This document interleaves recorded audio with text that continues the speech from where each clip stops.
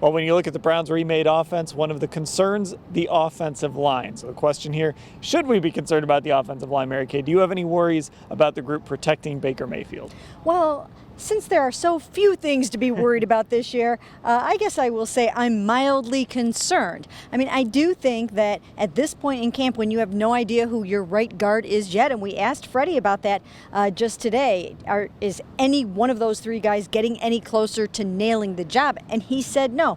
I do think that is a very important position on the offensive line, and I do think that it is a mild concern that no one has emerged yet. Yeah, I wish they had right guard sort of figured out, or at least close to figured out.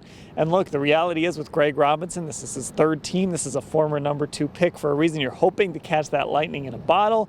You're hoping to be the team that kind of reclaims him, but we don't see that happen a lot in the NFL. They're taking a little bit of a risk there with Greg Robinson.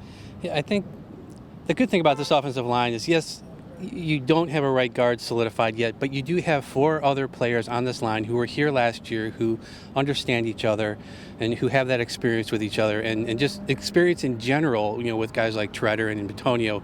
So that's working in their favor. One of the things that Treader mentioned is that because they've been rotating these guys at right guard, they're all kind of used to all 3 of them at this point. So when they do pick a guy, it won't be somebody who's coming into a situation where people are still trying to figure out how to work with them. They're learning about each guy, how they react to different calls and things they do well. So that's going to be one. I think this isn't the time to sound the alarm. I think after the first preseason game, when you're going into that second preseason game, that's when you kind of want to start making sure you have it solidified.